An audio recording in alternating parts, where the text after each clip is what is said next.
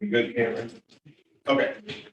All right, so at 6:30, we'll go ahead and call our regular board meeting to order with the roll call. Johnson. Here. Moore. Here. Mike Thomas. Here. Shondell. Here. Berger. Here. Liskey. Here. Okay, welcome. So this is our regular December 13th board meeting. And we'll welcome all visitors. I know we have a couple here tonight that we're going to hear from. This is where we typically have a public forum, but I know we're going to ask you guys to speak in just a few minutes. So is there anybody else that has anything in a public forum? Okay, hearing none, we'll move on. We need to approve the agenda, so take a motion to approve the agenda. I move to approve. Second. All in favor of approving the agenda, say aye or say yes. Yes. All against? Say no? No? I'll get this down. I was a yes too. I gotta remember I gotta vote. Okay, we need to, your minutes of the previous meetings are in your packet. And I believe they were for both the November 8th and the November 15th meeting. Any questions on the minutes? Otherwise, we can approve the minutes of the previous meeting. I move to approve the minutes. Second.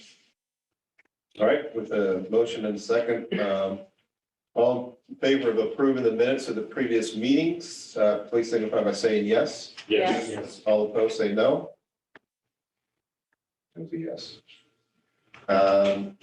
Okay, consider an action on appointing of the board member to the board vacancy. This will be a roll call vote. So what I want to do is walk through, and some of this is for just to clarify a little bit of public record. I won't take you through the complete chain of events that led up to this, but the basic point is that by Iowa code, and it's Iowa code sections 227, 228, and, or I'm sorry, 277, 278, 279 talk about school elections. And at our most recent election, what the code says is the elected board members must be present by the organizational meeting, and they must be sworn in before or at the meeting. And in Sarah Lynn's case, that did not happen. So the next day, Tom was going through what do we do now? In short, talked with the district's attorney, was advised that by Iowa code, that is a vacancy that the board must now appoint. So it is up to the 6 of us to appoint the 7th member of the school board. So a lot of things transpired with getting the letters from our district attorney and so forth. And in consultation with them, we had several conversations with Sarah Lynn because she was that had the most votes and was going to be there. And we were talking with Sarah about that process. Explained to her that so she knew and understood everything. And at the same time, at least I had by code, we had to put a public notice in that we had a vacancy. The electorate had the opportunity to petition, and the petition had to be in by last Tuesday. It did not come in. Tom and I also went onto the pitch just to explain to make sure that the public was informed as best we could that there was a vacancy in the process. Well, after the date of the petition was to be turned in, but was not. Tom got a call from Sarah, and Sarah says that she would like to withdraw her name from consideration. She just kind of realizes that she does not have the time right now to put into it. And so Tom called me, and I came up to the district. The 3 of us, Lisa and Tom and I, we called Sarah and just confirmed that with her. And we did ask, and Sarah did send us a letter saying that she would like to not be considered just to personal circumstances, and she just didn't think she had the time to commit right now. So that led to a true and open vacancy. And so we're not going to, I would recommend to the board that we don't appoint Sarah based on her request. In the process of putting a public notice out there, and part of public notice is anybody who's interested is to contact the district office, and Bob Thomas had contacted, and also Derry Carter. I spent some time last week in consultation with the Iowa Association of School Boards. There's a gal that does board development. I spoke with her and I spoke with the IASB attorney and asked them how to conduct the meeting and how to do and how things will work.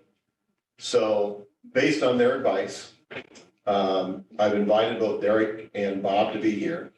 Now, we as a board have the right to appoint anybody we want to. It does not have to be these two, but I recommend it be one of these two since they showed interest and they're here. When we get to the process to vote, it's going to be a motion and a second on I nominate, or I make a motion to appoint so-and-so. That requires a second, then we'll vote on that motion. Prior to that, we're going to have some discussion. And so we'll have a period where we will go ahead and just discuss it. And I would think with both individuals in here, will, what I recommend not doing is don't say, well, Derek is better at this versus Bob is better than this than Derek. Don't compare the two of them. Just talk about positive attributes of each one if there's something that you feel very inclined to. So, I think it'd just be a little bit embarrassing to kind of compare and contrast the two. I would say just talk about it's got to be a weird thing to sit there. It's a weird thing for me to sit here and look at you and say, we're going to talk about you in front of you, right? So just keep it on the positive and all that because out of respect. Also, on advice from IASB, what they said was to invite both interested individuals to come in, speak briefly to the board, and answer 2 questions. So I sent the questions out. Hopefully you guys received the questions. And we sent them out to you so you know the questions are.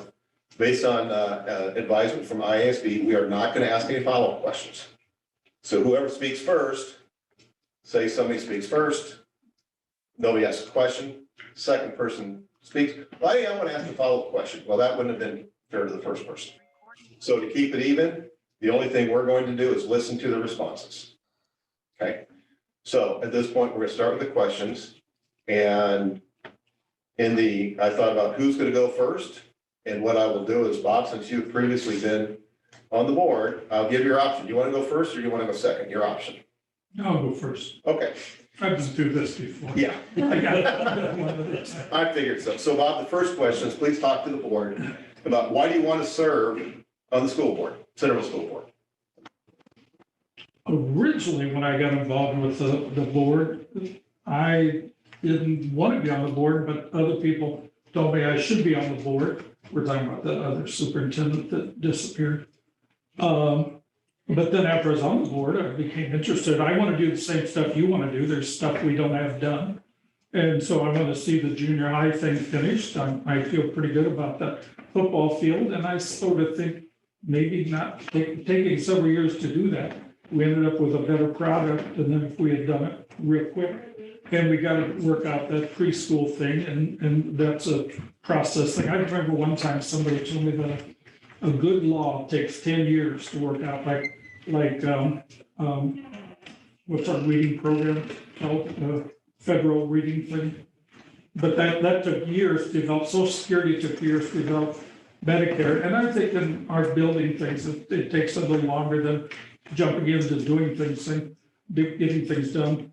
And of course, the high school project we already had done. I'm real concerned about the mental health thing. I'll just tell you an interesting little story from my point of view. I had to go to Elbia and I had a block of time, so I thought I'll just go to VP and sit there and read the paper and do the Sudoku. This high school kid comes in and said, "Oh, you like to do Sudoku?" I said, "Yeah, but I'm not very good at it. I think there's something I don't know about how to do that." And then he said, "Well, can I sit down here?" So he sat down, and I didn't know him. I finally figured out. He told me who his grandparents were in that site. I have no idea who his mother is. And he said, "I got to write out here, but my appointment isn't for an hour." And so he sat down, and then he said, "I've got to go to group therapy." He said, "I tried to commit suicide, and this is going to be my first time to go." He's going to go across the street to the that clinic there for his first group session. And so I just said to him that I'm kind of impressed that you can openly say that you know, that you have a mental health problem. And I said, I'm going through some therapy too, some group therapy, so I know what you're going through there. But I said, you know, I'm really impressed that you can openly talk about it, because that's the first step to solving a problem. And then we sat there, and of course, you're not going to have silence because I don't know the guy, so I kept interviewing him. I think is what I was doing. Talked about school, and then all of a sudden he jumped up. So I got to go to my appointment. And then he said, "Can I have your phone number?" And I said, "Hell no!" I couldn't say no to the kid. So I gave him my phone number. I never heard from him since then. But the fact that we got a situation where people are a little more comfortable dealing with mental illness than we would have been 5, 10, 15 years ago is pretty impressive that a ninth grader could talk that openly about he'd already had individual therapy, so he's ready for the group thing. Couple of things I think in the future we needed with, when Brooke and I, when I was first on the board, Brooke and Ben, we did that workshop at Lakeview one night on whose job is it, what does the board do, what does the school board do, what does administration do? And just having sat here for the last couple of years, I think we need to do that again. Even I need that refresher. It's about a 1 hour thing. School Board Association does it. I think we should probably do it. The other thing on my mind is, some of you have been on here for 2 years now. Mike comes to mind in particular. And Mike said he had some things he wanted to talk about, but in 2 years, we've never given him a chance. Or have you got your ideas out there? I don't know if we've solved the things you came to the board with or not, but at one point, several of you indicated there were some things you wanted to talk about, and we've never taken a period of time to talk about those issues. Okay, that mission question I didn't like. Okay, we'll get to that. I'm sorry. Okay, so at this point, same question to you, Derek, we'll let you follow up. So why do you want to serve on the Centerville School Board? Serving on the school board is an unenviable task for a lot.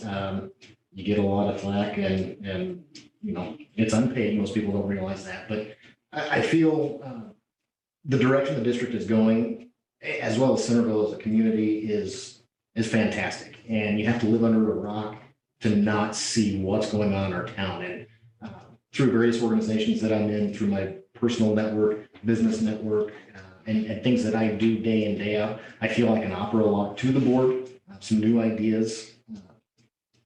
Just would be an honor to serve on the board and serve our citizens. One thing that I'm a proponent of is transparency in local government.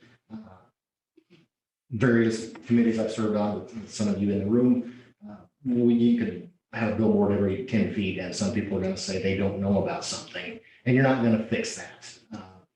But I just think being available, being open, and being representative of every student, of every family, every parent is very important. And it's not a job to be taken lightly. Talked briefly with Kevin when I had called, when I got notice of the opening, and kind of got a rundown of some of the expected time commitments. I didn't think it was going to be quite that much, but it has not deterred me, and it will not deter me. Yeah, I've got 3 active kids in the district, active in various things, and I just want to see the school grow, see our programs grow, and to help be a face of the school and keep going the right direction. And kind of Bob alluded to the new high school, you know, to be part of that. I mean, etching your name in history, yeah, that's really cool too. But I also think we got to be responsible with the dollars that we're charged with overseeing. I just appreciate the opportunity to be here, and thank you for your consideration. Okay. All right, thank you. All right, Bob, so you said you didn't really like the question. This actually came from my ASB lawyer. And I know those kind of people. I didn't think this one up myself, so it was. I can tell. How would you help to support and improve the district's mission? It seems to me that I drove all the way back from St. Louis down that interstate thinking about this question. I kept coming to the same answer over and over again, so I'll go with it. I helped write that mission statement. I can still remember sitting in Bradley Hall there and thinking and thinking and thinking. And I was kind of amazed that it's pretty, you've tweaked it just a little bit, I think, not very much. And I can't even remember what year that was written, but anyway, it seems to be a good. But we hire people who I think are committed to implementing that. And my input would probably screw things up. I'm not gonna, we got a good thing going. When we wrote that, I didn't think anybody paid attention to that. That's how, when I was teaching, you wrote curriculum and then put it in the drawer and did what you wanted to do. And that whole thing has changed. Teaching is a whole new situation that I learned from being on the board. I think, I don't know if I could teach today or not. So I think the only input I would want is to raise questions or make comments, but we have people who know what they're doing it well, they're making the changes they gotta make. And I think my job is to keep my hands off that.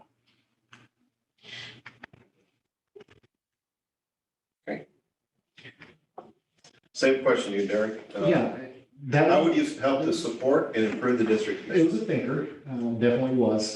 First off, yeah, the mission is fantastic. Supporting that mission is going to be by being a part of this board, and there's no I in school board. Oh, I should have made sure that was right first. We have to get together. Yes, it's an elected, or in this case, appointed position. We got to share each other's ideas. We all have different backgrounds. We all have different personal views. And that's the unique thing about this process is we're going to take those experiences and come to the greater good. I think that's how you support that. To improve that, again, there's so many great things going on. You don't want to mess with a good thing. If it's not broke, don't fix it. In that same breath, just because it's going good now doesn't mean it's going to be good 5-10 years down the future. So we got to be open-minded. I'll go back to pandemic, kind of touch on a little bit of the mental health. My oldest was 4th grade at the time, very outgoing student. First off, commend the district on how quick they reacted and got curriculum out to the students. And I've shouted that from Rotary meetings to fire department meetings, whatever it may be. But to see that 4-year-old, almost, or 4th grader, become a shell of himself, realized, okay, this is working, but is it really? So that's where, just because it's working for some doesn't mean it's going to work for all. So all students will learn well. That's the biggest thing. It may be working today, but you got to keep forward thinking. I'm one of those, to come home with some of the new math in the curriculum. It's like, how do you change math? And I'm sure several parents out there would agree with me. Some of the 1-minute reads that we fight with our kids to do, it's done for a reason. Just because I didn't do it and I turned out all right, doesn't mean that's not how to go. So again, just being forward thinking and being progressive and keeping on the right path. Okay.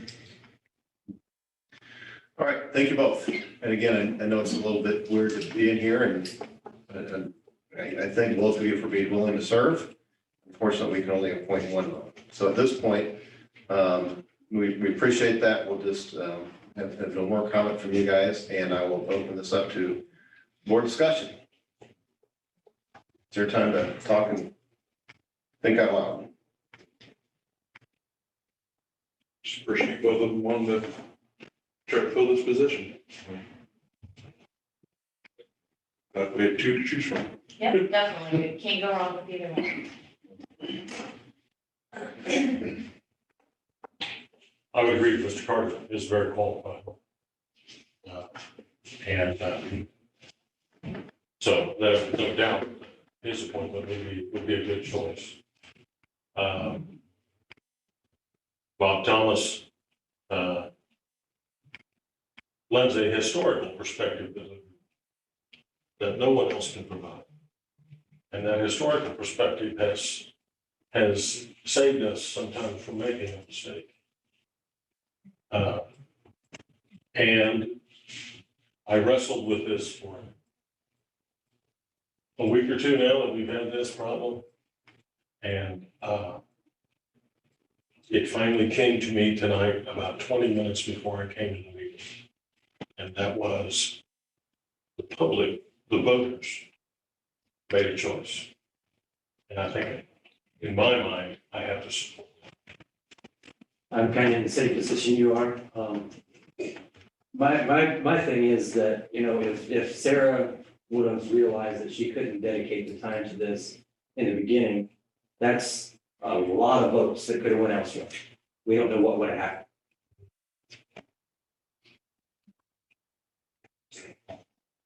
I feel like you said, it was a voted process, and I think that's where we should go with it personally. That's just my opinion. Nothing against either candidate, it's just my opinion. My opinion is that.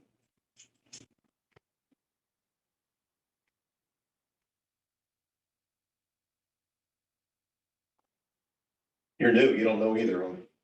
If you don't feel comfortable talking, that's okay, I'll put you on the spot. I'll talk. I think that they're both very, very good candidates for this position, and I don't think we probably could go wrong. But I tend to agree that if we stuck with the vote of the public, that would be probably wise.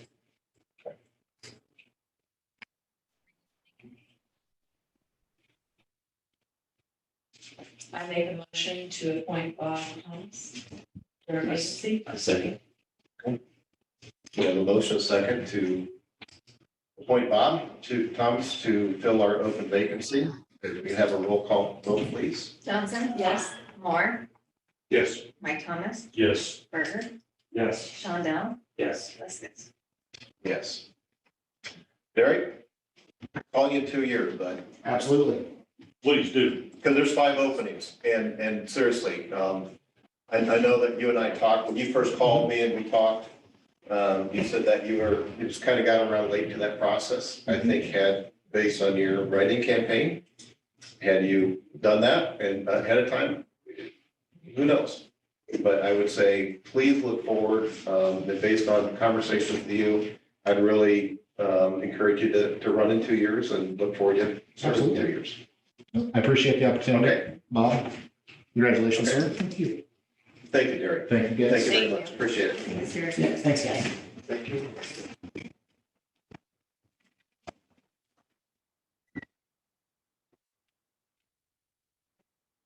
So Thomas, you need to come up and raise your right hand.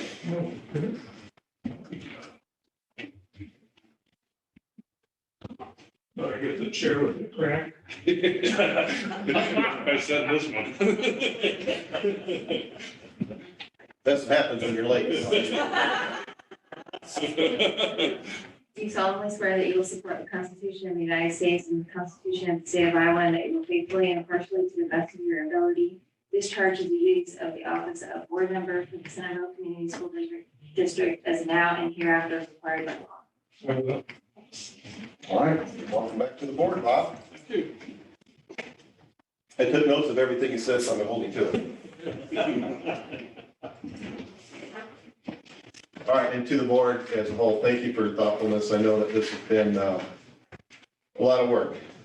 You know, and things that are a lot of things that you've had to think about, and Bob, or I should, and Mike, I appreciate the thoughtfulness that you put into that. Because I know this is not an easy thing, and I appreciate your comments. I think it went a long way to help tonight. Like that, I've wrestled with this thing back and forth over time. And to Tom and Lisa, my guess is each of them have probably put 20 to 25 hours in on this. And it was a lot of work to go through and understand the process. And the advice that you gave me and all that, I just want to thank you guys for your time, and now we can move on and move forward. I don't want to have to do this again. But if we do, it should be a more efficient process, because we will know the process, but certainly don't want to do that anymore. All right, so moving on with the rest of the agenda. We need to appoint board members to groups and committees. This is something that we had in our board packets last month, and we put that off pending filling the vacancy. So we're gonna start with the first one. Does everybody have your copy of all the boards and all the vacancies in front of you? Bob may not. I do. Okay, I picked okay, up packets. okay. So the first was the County Conference Board. Brooke Johnson was on that in our Finance Committee meeting. She talked a little bit about that one. And those meetings are held in the county courthouse, and I thought since I only work a few feet from that and they only meet once or twice a year, I can cover that one. So without any objections, I will volunteer to serve on the County Conference Board. Unless somebody else has a burning passion. I didn't think so. Okay. So the Foundation Board in the past has been Bob Thomas and Mike Thomas. We've never been to a meeting.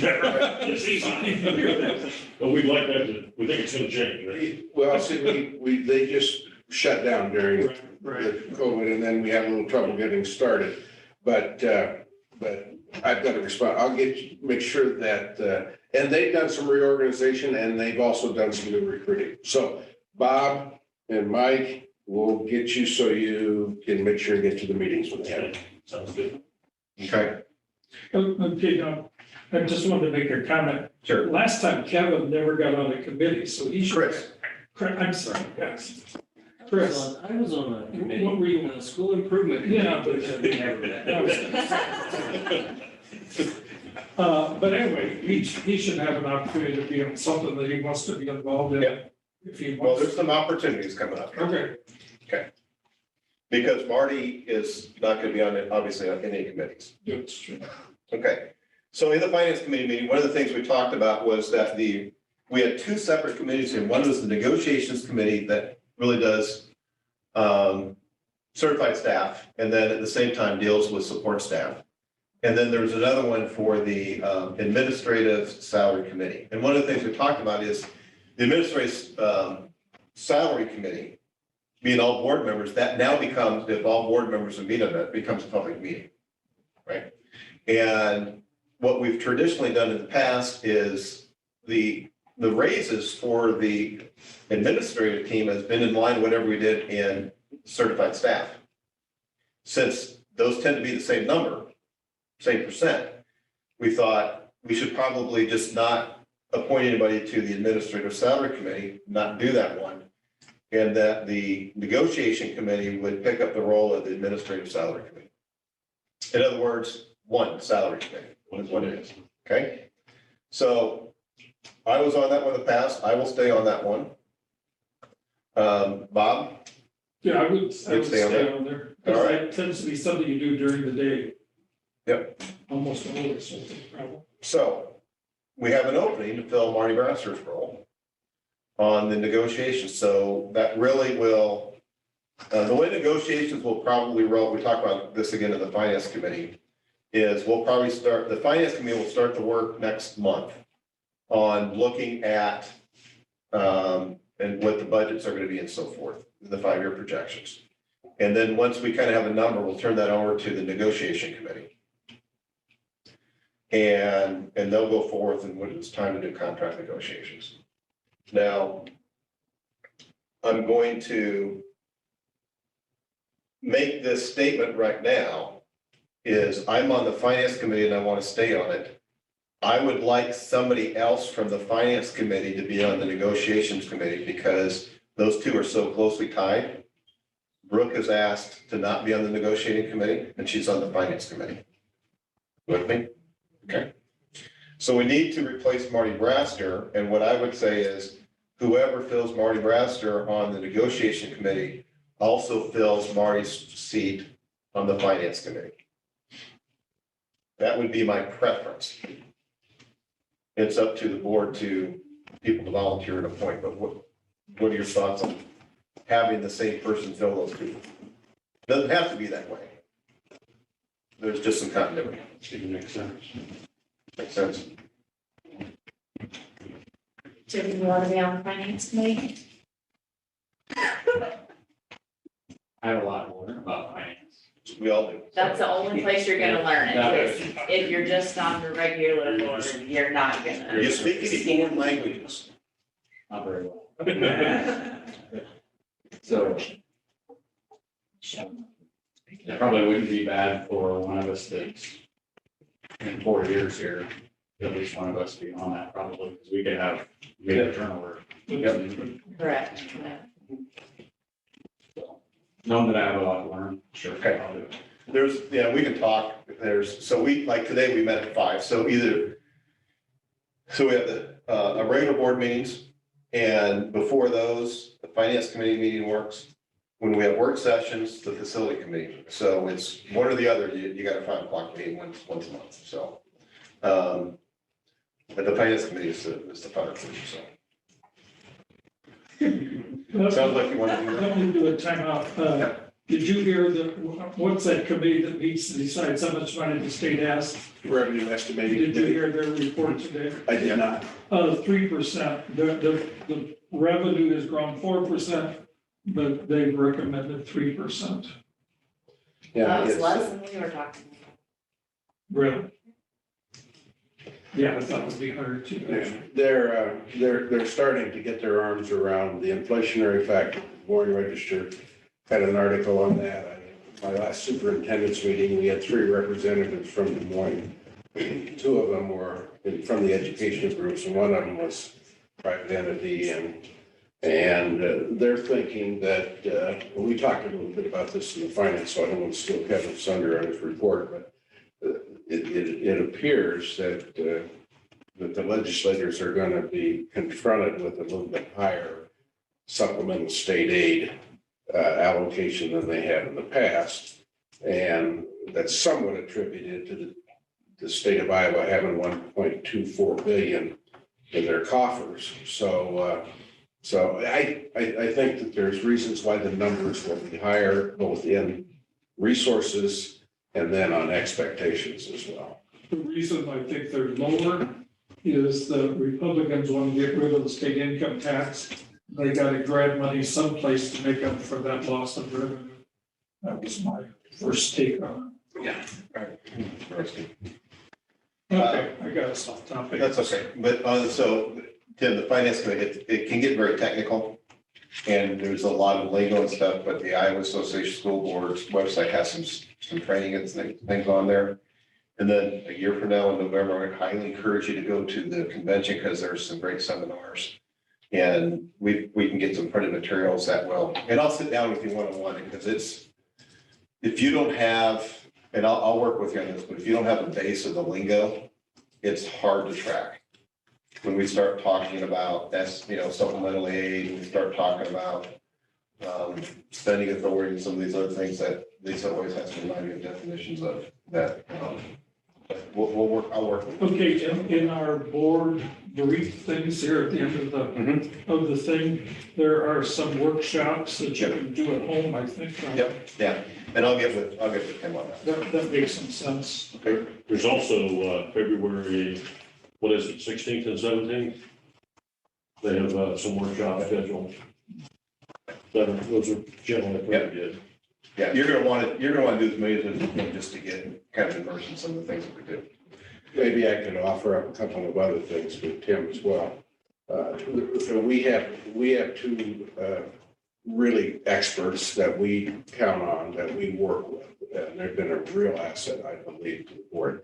Matt Gillespie is one person, and he's the one that takes a look at all of our finances in concert with Lisa and really guides us. That's about all he does. And you'll get a taste of Matt Gillespie at our January Finance Committee meeting. Will be the first one you attend. And then we're going to plan on bringing him in front of the board after that meeting on whatever that date is, January. I guess I have it right here, January 10th.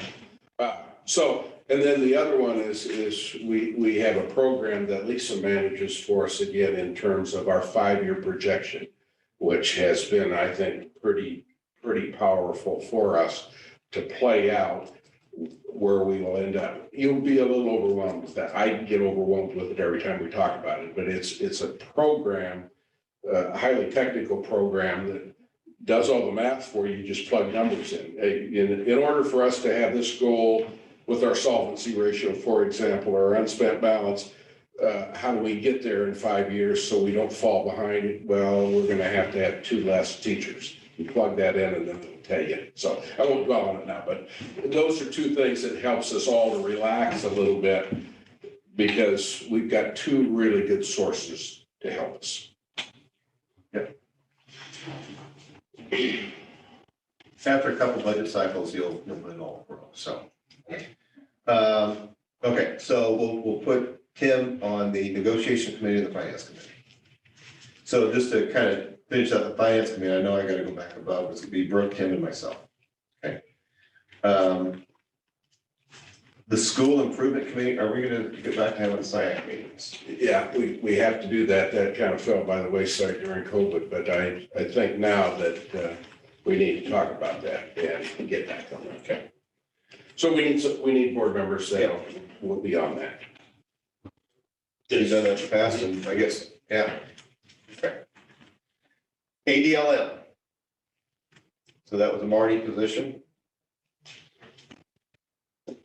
I'm not gonna fill that role since I'm gonna take on the county conference board. I'll let somebody else take on ADLM, and That's a daytime thing. that's probably, yeah. They're the ones that call it. Mike Moore knows. Yeah. Probably about as much as them. No. That sounded like. That was. You ever go to those? No. Oh. Yeah, it's, How often is it meet? the empowerment or, ADLM. yeah, I, And Tim, the ADLM is Appomattox, David, Lucas, and Monroe counties. It's up by, they have the office up in Moravian, that's. Mostly emergency management, right? So it's basically being a liaison between ADLM and the district for emergency management purposes is what you are. So Chris, that's you fair. volunteer for that one? Not during the day, I can't do it. I would say you're lucky if you meet once a year on it. You can put me down if you want. Okay, thank you, Mike.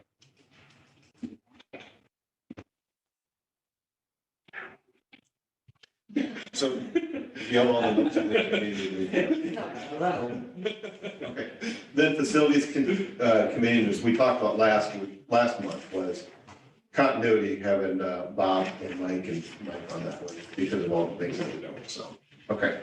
So I think we have our committees in set. Any questions on committees? Again, Tim, we just need to get together and schedule some time and kind of get you acclimated on the board as well, so. Okay, so that one is done. The next thing we have under old business is, You need to make a motion. Somebody to approve it. oh, we do. I move to approve the committees. Second. Okay, motion is second, all in favor of approving the committees as discussed? Signify by saying yes. Yes. All opposed, no? Motion passes. Okay, did you approve the board attorney last time? We did that last week. Okay, that's what I thought. All right, the next one is approve the Howard Phase 1 project change order number 3 for $12,900.07. That is an add to the cost. That information is in the board packet, and it was basically for, at Howard, it was for some piping, a little bit of demo work, some work in the corridor. I think it was basically. I was going to say, we have, Rashad. Oh, you're on, please. Sorry, welcome. Hi, guys. Sorry, just getting myself unmuted. Yes, so change order number 3 for Howard was some HVAC changes, and this will all go towards the contingency. So it won't increase the cost of the project. It all comes out of the contingency that we have within the project. So just so you guys kind of know how we set that up. And that consists of HVAC upgrades and, sorry, I'm just getting it open here.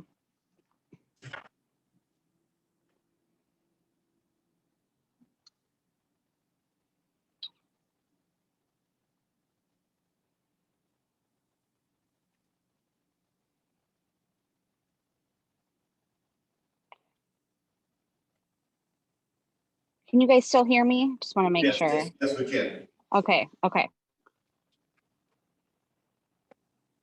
Sorry, I thought I had the right one pulled up and I had the pay app pulled up, so I apologize for that.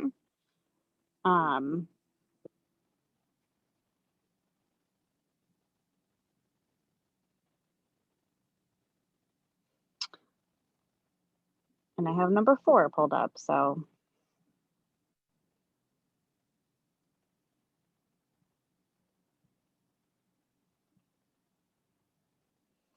So that one was for some pipe improvements, and we had a few changes in the, to add a valve for the HVAC at a vestibule area.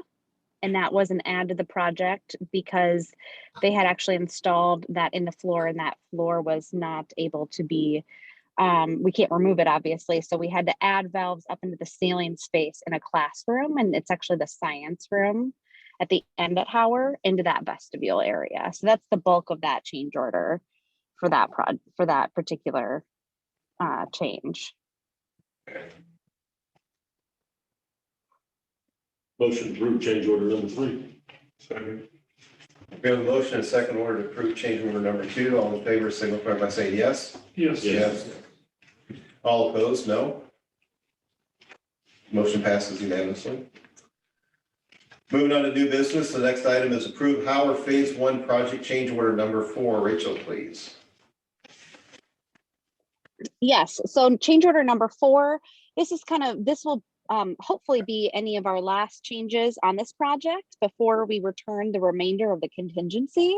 So this one includes additional ceiling grid at a vestibule, and that was per owner request. We had some of that ceiling was taken out by the abatement contractor, so we put it in, but that was a pretty small add of $566. We also painted a small section of the glazed block as you come into Howard. There was a small portion that we had left still exposed. We did paint that, and that was an add of $1,371. We did have an unforeseen condition where we had to add, actually in the tunnel, the gate valve in the tunnel was damaged for water to the sinks, to the teacher workroom, and to the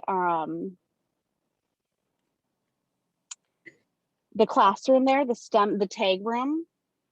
And that project that was an add of $262. And that was just changing out. We already had added valves above ceiling. We just needed to take that gate valve out. So it's a pretty minimal cost there. But in order to get hot water, we had to do that. We also had to add an additional supply line in the locker room in the upper level of the old gym area due to the existing line not working properly and actually broke.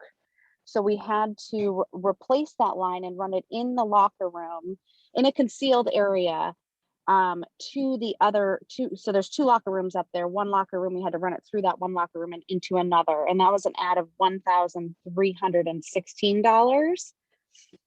That's actually was done in time and material. The original cost for that was very expensive. And so we were able to get that dropped down by about $2,000, $3,000 potentially. So that was a good move on the district to do that time and material. And then the final one that was a part of that, we did have to remove some concrete out by the band room exit because they were unable to get the pipes underneath that existing sidewalk that we had originally planned due to some existing utilities that were in the way. So we did have to replace some concrete there, and that was $1,371. So you can see that's a total add of $4,888.41. And that's also coming out of the contingency. So your remaining balance in your contingency right now is $29,116.35. And we're hoping that we don't have any other changes at this point and that we will be able to return that soon back to the project. So reducing the project total cost. Any new discussion? questions? Just one, I guess. When we were early on in this project, we used to have, I guess, as facilities, we used to get updates about that. I don't recall ever getting any updates about the stuff that we had to do here. You mean from the facilities committee? Yeah, I mean, we were constantly involved, I guess, in anything that came about, and we haven't been involved in any of this. Some of these I recall, The first change order. half of them maybe. A lot of that came out of the weekly, or bi-weekly meetings. Is where that was all explained. Why we were doing it. Yeah, but there was some new things in there too. Yeah, yeah. And I guess moving forward, I guess being on the facilities committee, I want to know about that stuff moving forward.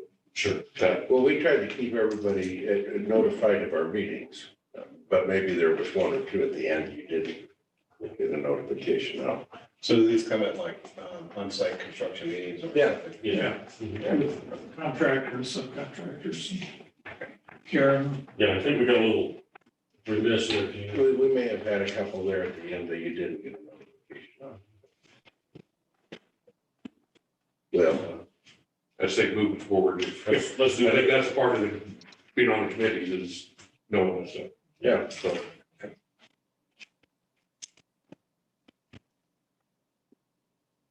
Motion to approve change order number 4. Howard. second, We have a motion second to approve change order number 4 at Howard Phase 1. All in favor signify by saying yes. Yes. All opposed, no. Motion passes. Yes, you always put me down as a yes, I will say yes. Okay, thank you. So having said that, that looks like the last one, Howard. I will say this to the board. And I would encourage anybody to do the same. Last Friday, I had a few minutes and I was out running, doing some errands and so forth. And I stopped by there and I just got a quick tour. And it looks really nice in there. The front area and the offices and the nurses. So if you haven't had a chance to go out there, just go out there, just ask, I said 5 minutes, show me everything we did. Because I walked through there a lot during the summer, when it's tore up, and it looks really nice in there. So I'd encourage you to do that. I think the staff would appreciate you seeing there too, taking some interest. Okay, moving on to the next one, item 6B, approve the athletic complex change order number 2. 2 and 3. Yeah, 2 and 3, yep. Yep, so I can talk about this one as well. The first change order number 2 that you see in here, this includes the biggest ticket item on here is some added concrete that was added to the project.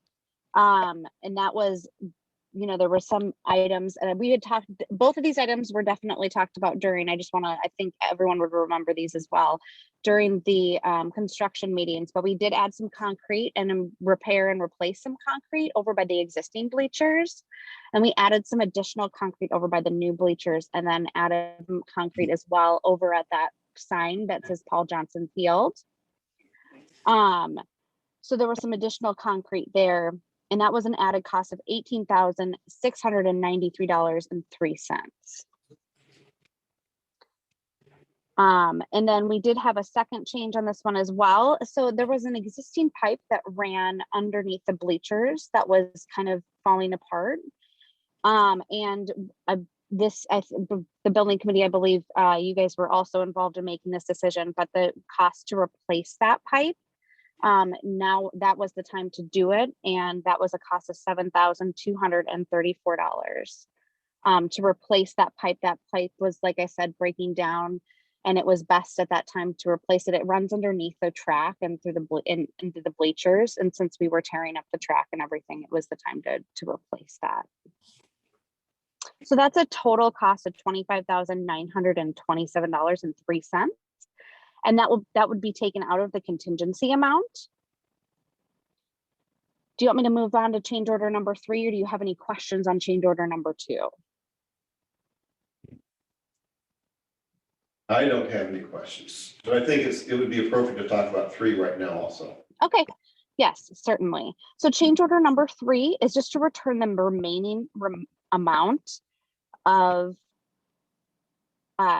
the contingency to the project. So we always do them in two separate change orders. So this is just to return and deduct the remainder of that contingency we had in the project. So you will see your reduction of your total project cost by $24,072.97. And you'll see that reflected in that change order AIA document there. So we had 50 in the contingency originally. We had that change order number 2 that we just talked about, and then we'll return the remainder of that contingency to the project. So the total project cost actually is reduced. So Rachel, is it fair to say that change order number 3 is an administrative process to zero the contract out? Correct. You are, well, you are correct. Now we still have retainage left in the pay apps.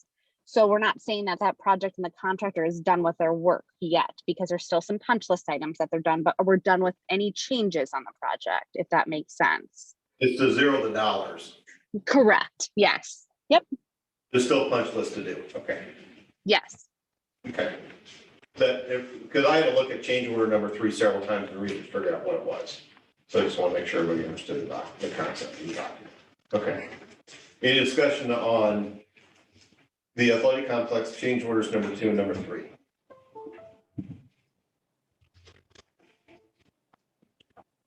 Motion to approve 2 and 3. Second. Okay, we have a motion and a second to approve change orders number 2 and 3. All in favor signify by saying yes. Yes. Yes. All against, say no. Motion passes. And that's it. And thanks, Rachel. Thank you for your time. Thank you, everyone. Have a good night. I'll get it right. Rachel. Okay. Now we want to talk through early graduates. We have 4 of them that have met all the graduation requirements for this year, and so their forms, did you see their forms in there? Yeah. So that's, and Matt isn't with us, he's watching his son. Probably driving. Probably driving, so they've met their requirements, and it's, we don't usually have very many at midterm, but we do have these 4 this year. You know, in my experience in Alaska, we have early graduates. And we track those for the probably 15 or 16 years that I was there. And in every case, those students actually, it did not move them a little further on in their they followed around, they weren't in sync with the all the regular process that happens at the end of the year, the scholarships and all those sorts of things. They really, when you looked at them 4 or 5 years down the road, they weren't any further ahead than the regular graduates. Now, I'm not opposed to this at all, but I don't think parents understand that another semester of free education might be in better interest. They could take more college classes or take more high school classes. It would probably do them more good than just graduating early, but that's a personal choice that they've made, and I'll support that. But I think we'd be remiss if we didn't, at some point, at least tell the parents that. Yeah, I've talked to some kids who about April regretted that they had done that, because they did feel like they were not part of the end, I guess. I think the other thing that we have not done, I have not done, and Matt can tell me what, we usually want to know what their plans are when they graduate. I don't know what these 4 are right now, but I mean, it could be A, B, C, D, and E, and we can tell you what their plans are. So I try to do that. Yeah, those are good comments. I'll tell you, one of our kids thought long and hard about early graduation. And at the end of the day, decided not to do it because they didn't want to miss on all the spring stuff. Yeah. The proms and all that kind of stuff. So that's a valid point now. I'll also tell you, if you talk to seniors from 2020, they're probably going to say, you know what? I would love to have that semester back. So just to support your thing. So I think if we were to do that, we'd have to address it through a policy change. If it Yeah, says- I'm not suggesting any sort of policy change, or we deny these students that right, but I think counseling, maybe them, and their parents. But then maybe through, it would be a policy change to add some counseling criteria or something, so maybe what I'm hearing. Yeah, just do it. You know, Okay.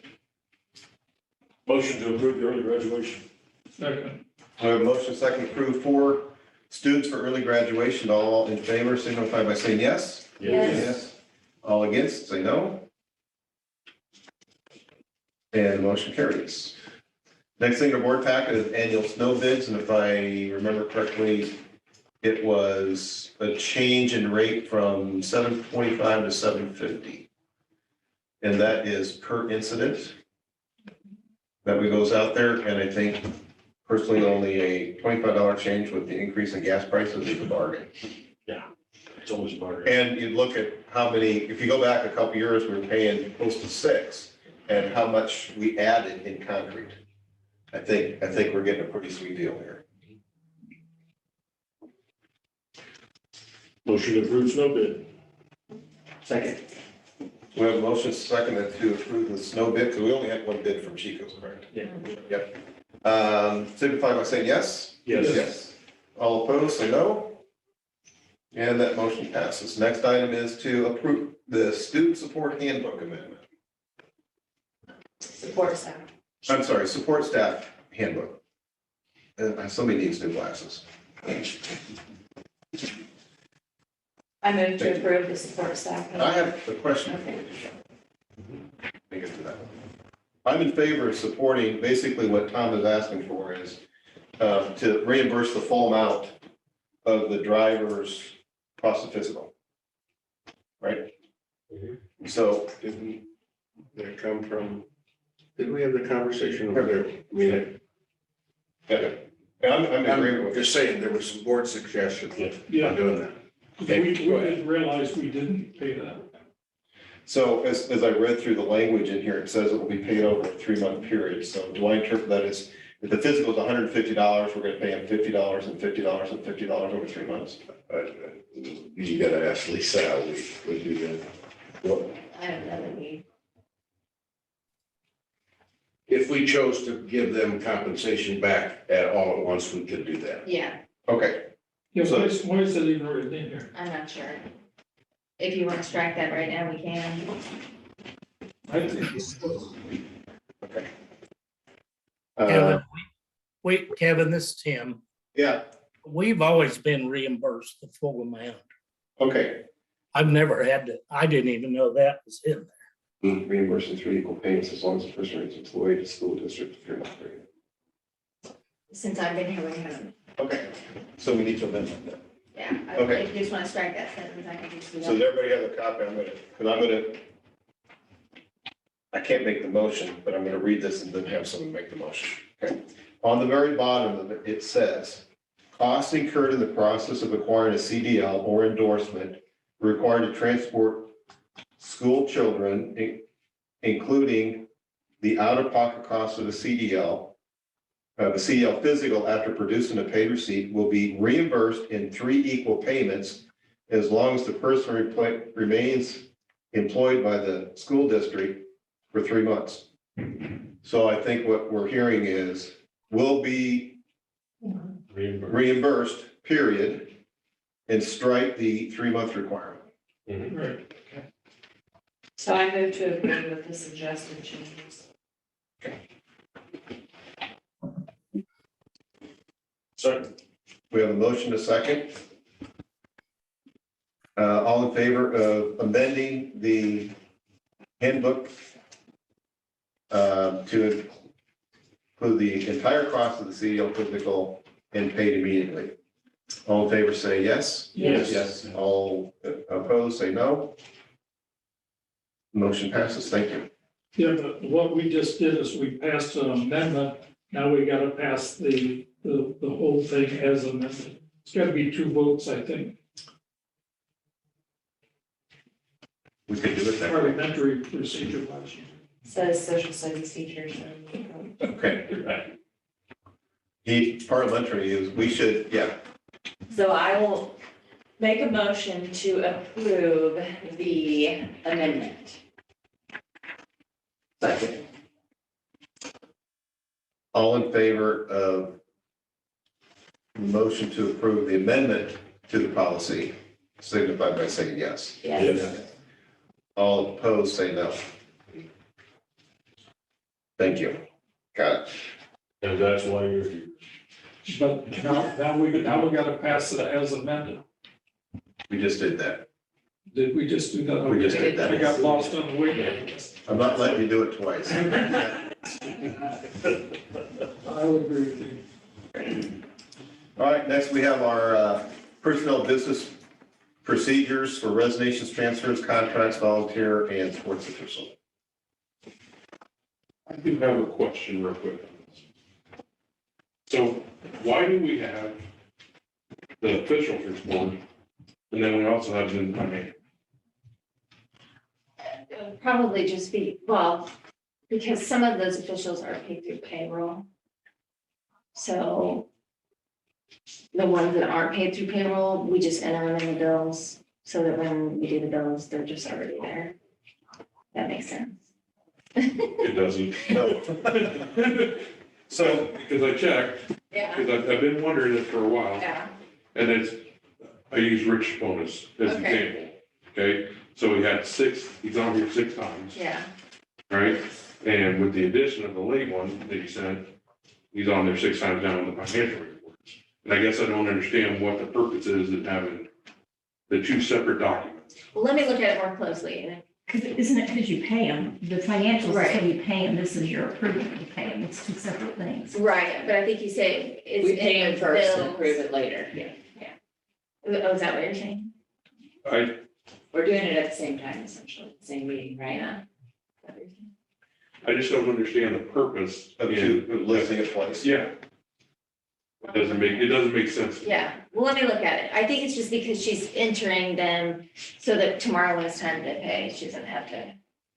Well, and Because the board report, so when they're in here on the board report, Because that's what we're paying from. yeah. But so we don't need this at all.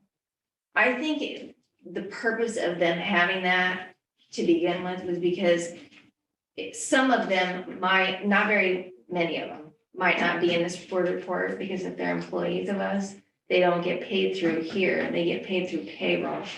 So I think they just made the list to make sure that everybody was on it. that's a good question.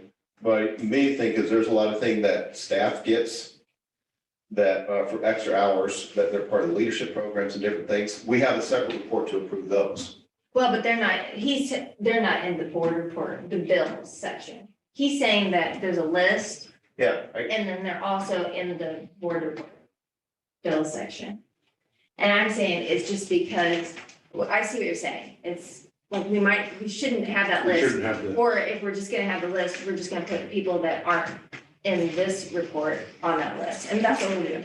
Yeah. to So make the it officials easier. report would just be non-payroll, Right. We'll do that from now on. like Mark Halverson, right? He's non-payroll, right? Is he on payroll? no. No, he's not. So he's just an Trying to official. think of somebody who might be. So Chad Kestner is on payroll. Jeff, Right. if he officiates, he's also a teacher. Yeah, so he would Yeah. only be on the list. He wouldn't be. So like Matt Kova, Chad Kester, they're on payroll, but Mark Halverson is not.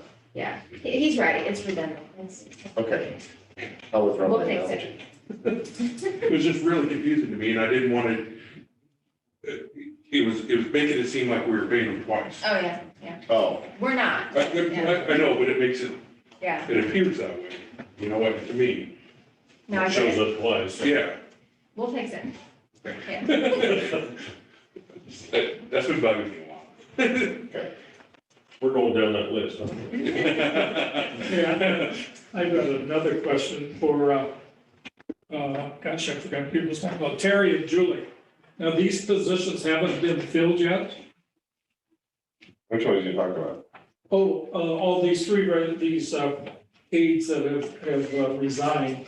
And it's been about a month and we haven't hired anybody yet? Who's doing? Well, I'll tell you what, Bob, it's not that easy. I will do that, yeah. And you know, when we do that, we really work hard to match student needs up with the people who show interest in our positions. So we really are doing some doubling up. We have some people gone with quarantining and that, but we are actively working on that process. I called a couple people today. Julie's called a couple people earlier last week. So we are working on getting that done. Okay, gotcha. You know anybody, send them our way.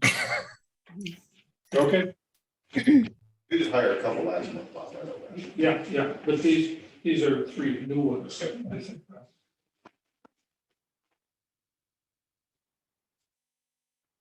I'm just noticing in the letter that they wrote up, if you guys read the actual letter, they've got Aaron Beeson in there twice. Yeah. And one of those should be Skylar Morrison. I talked to Kate about that. She just said it was in there. I just noticed that. So it's just 2. It was in the packet, it just was written in the letter. Any other discussion on personnel business procedures? I would move we approve the personnel business procedures. Second. We have a motion, a second to approve item F, the personnel business procedures. All in favor signify by saying yes. Yes. All opposed, say no. And the motion passes. Financial reports. Financial reports on your packets. These are the ones I was talking about. Oh, okay. Yeah, that's okay. I'll go through it later, but. All right, I got a lot. Okay. So first question on these is the mileage reimbursement. Okay, And I guess I'd like your opinion on okay. it, okay? Not many places that I know of hold off mileage reimbursement for months at a time. You have to have them in by certain period. We're paying mileage from back in August. And I thought we'd address that a year or so ago. Yeah, we did. I think we need to, if we don't have the policy, we need to have something, a policy where you have to have that turned in or you're not getting it. I think that's paying mileage and whatever, maybe you're getting reimbursement that far back. This doesn't make sense. I'm trying to, do you know who it was? Well, The one back broke, so like Alex Paloma, August, September, October, November, that's all mileage reimbursement. Okay. And there's several in here for reimbursements, but it's not getting done in a timely manner. Well, that, I can't fault them because me having been a traveling teacher and having to do that, it would just not part of my routine and I would be one of those people. But is it not part of the routine because we've let it go like that? I mean, to me, that just, Well, how much money is it? It's probably. it doesn't, It's minuscule, so you don't, why pay me $10? I might as well just wait and do it for, I mean, I don't have any idea what amount it is, but that's why $70. that's why I never did it, because it's like, I might as well wait until it's like something. Something that makes sense. Yes, because why submit it? I don't know. in his defense, I think this is the first year that he's traveled between, and I'm saying Alex, just because that's the one Yeah. that's standing out. but in general. Yeah, but, I mean, to me, it doesn't make any sense from a financial aspect. As a board, the ones who govern the money, to have this money just sitting, I mean, so can they wait all year to pay it, to reimburse it? Till the end of the budget year? Well, we wouldn't want to do that. I mean, but they're allowed to at this point. At this point, yeah. You're gonna pay them money anyway. It doesn't really matter when or where. And if they save it up for several months, she has one entry. That's what I think. It's less work for her. I had denied someone who waited after the fiscal year was over. Right. When did that? Everything would have to be in by the end of the fiscal year, but from a standpoint, on a labor standpoint, it's probably easier for her to do 3 months or 4 months at one sit, one entry, as it would be to try and negotiate all of those that happened during the last 30 days. It's not a lot. Well, I tend to say from I see both sides of the argument. Now, when we go back a couple years ago, we were approving bills that came in. And I remember some from, and I won't mention the name of the organization in town, I remember we were getting bills 2 years late. And I remember raising a huge objection to that because if you're a business in town and you're not sending in bills for 2 years, it's time to eat it, right? But in this case, I don't know how much time it takes to enter that in, and, you know, to enter one expense report in twice a year costs less than, from an overhead labor standpoint, than putting it in 9 times a year. So I'm kind of on the side of maybe do it by semester at the longest. I did send out an email saying that I wanted it quarterly, so, That'll work. Is that when you Yeah. got things submitted? Because everyone's like, ooh, I need to do that. well, I did that the last time that we talked about it, so, Is that being done? you know, not always. And that's where I think we need that on board. If it makes it, if you want it quarterly, we need to say we need it quarterly. I mean, that, it just, Quarterly seems about right for small dollar amounts. I can review the policy and send something back out. And say that it might not get reimbursed if we don't get it, so. Now, the teacher fills out a form and sends them to you, or does it go through the Well, it principal? actually, it goes to the principal first and then it gets, I don't see them all the time. They go to accounts payable, so. But it does have to go through, they have to give it to their supervisor and then their supervisor has to send it to admin. and like, I said, maybe it's not something that I don't understand it. I don't understand holding off on the reimbursements for that long. So, but maybe it's not something to worry about. I think having it done by quarterly, definitely, if you don't have it in by a certain date to close out the fiscal year, too bad, you should have turned it in if you wanted to. Yeah. Turn it in. Then we're not paying anything from last time. But do we need to do something as a board to reflect that? I think that's something they can just take the board guidance and put it on, say do it quarterly. Yeah, I think there's potential for there to be some judgment calls in there from time to time. The things that happen in people's lives where they're, you know, they get behind a day or two, so I go ahead, I'm sorry. I don't think we need a policy. I think we have a lady here that runs that thing and let her. And I think that if we have somebody that has shown that they're always delinquent and or, you know, then we need to address that, and I help with that. Yeah. So, Between you and Lisa, I think. yeah, it's just a matter of saying, let's not let these things run on forever, let's get them done quarterly. And if it happens, then I give a call and say, get these in, will you? Yeah. If it doesn't work for the both of you, then we can set that in policy. How about Yeah. that? What else you got? For some reason, I never had a question on it. So, I wouldn't say never. well, I haven't for a while. Never's a big. The district hotspots. How long are we continuing to pay for them? I think we're planning on it at least about this year. And then continuing, I'm not sure, Mecca might be able to speak better to We have that. hotspots in our homes for virtual. Right now, we're paying those out of, it's called gear funding, so, $1,872, I think. well, we have 6,000 left in that fund in particular, and then after that, So this month it's 1866.82. yeah. So either after that, it'll have to be ESSER funds or general fund money. But is that something, I guess, are we gonna pay it next year? I mean, that's, where's the stopping point? Don't we need that if there's a snow day, or No, because we're not doing that. we're never having a snow day? No, Well, we 3 decided days or snow. and then- 3 days of snow, and then if we have to go to virtual after that, we will. So we still could have some virtual.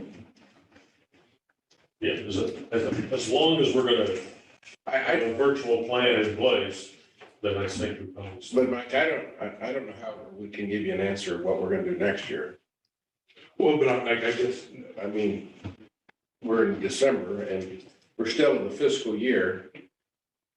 What's your concern is what? Is how long we're gonna continue to pay for that. I guess we're back in class. You know, that was set up for when we were remote learning. That's what we're doing. How long are we gonna continue that paying that? Are those, first off, are those students that are using that, are they all still virtual or moving back to school?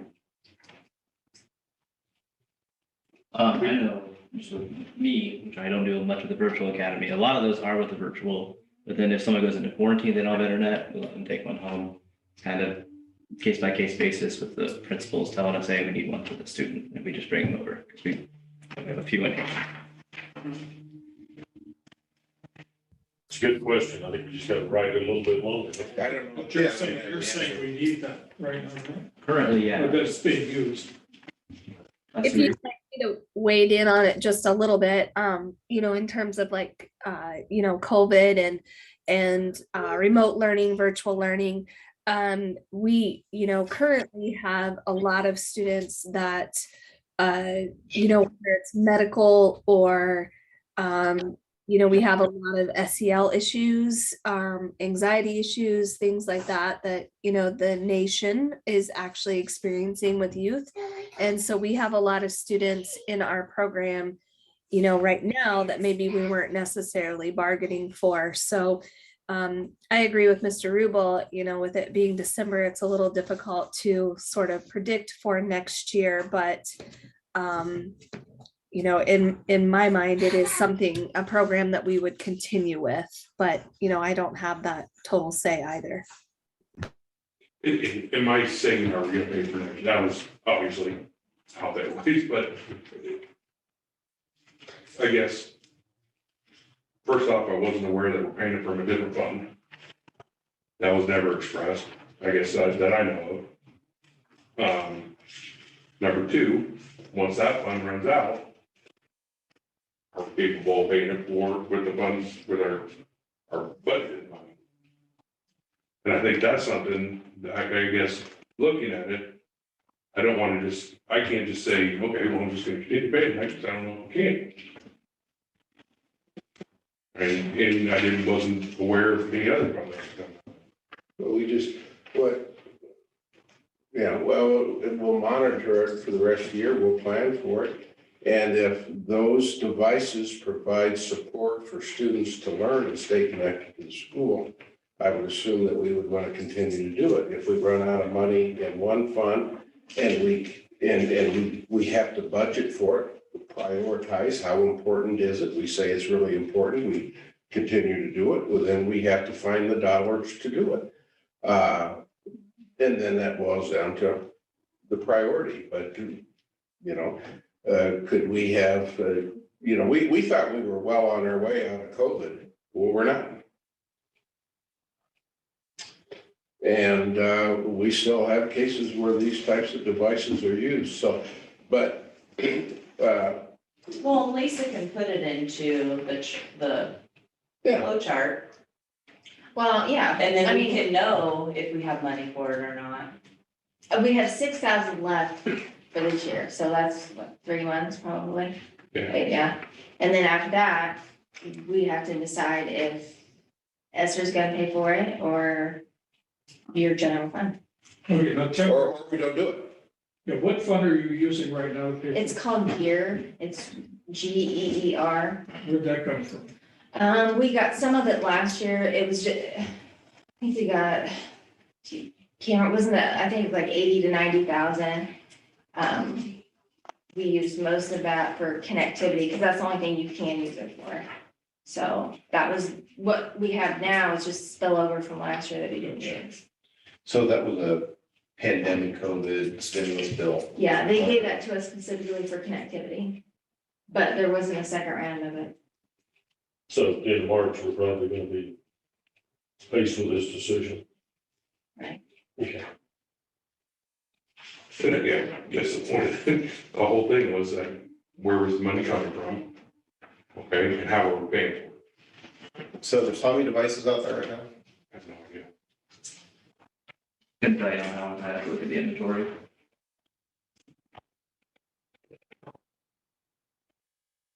I guess part of the equation is how many devices and how many do we really need. We can cut a few back and continue to do, but I think that's what makes more sense going forward after the gear funds out. But also with ESSER, we've also said this amount is gonna be for this, and then, I mean, we can't just keep saying everything's gonna be ESSER, so. And we cut back on devices from last year as well, because we had a bigger need for them last year, and this year, we're not in the midst of it, it's kind of getting used to the COVID stuff now, so I'm not using it anymore. So on average, how many of our devices that we have do you think are being used? A big question for Matt.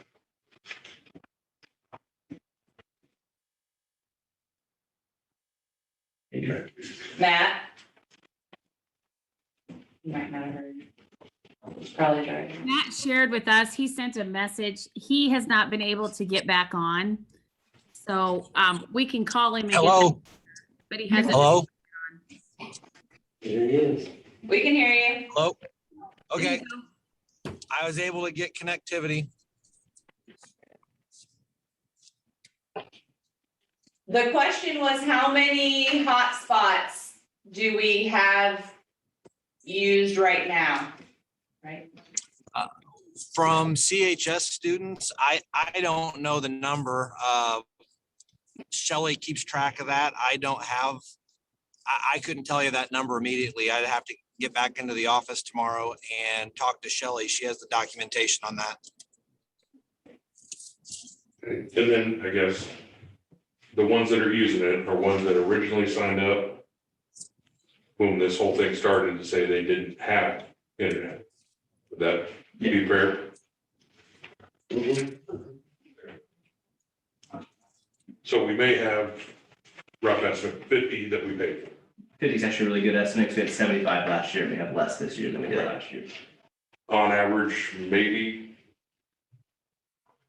25, 30 a month? Probably, yeah. And you're paying for the subscription, you're not paying, because we buy the thing and they're like a penny when we first bought them. Right. And then you can kind of stop and go with the services as you need them. So we're not just spending money on the ones that are sitting there, we can call in and activate the ones whenever we need it. So this price reflects the ones that are actually activated at this point. Correct. So you have the device that's, you're not buying twice, you don't activate it, so you don't pay for anything until somebody says we need it. Right. So that's probably the answer right there. It's been determined by teachers and administrators, we need it, we activate it, we pay for it. I think the only stipulation of that, you're assigned to a 6-month contract. I think you have to use at least 6 months of the service, but you can shut it off and have it going for however long.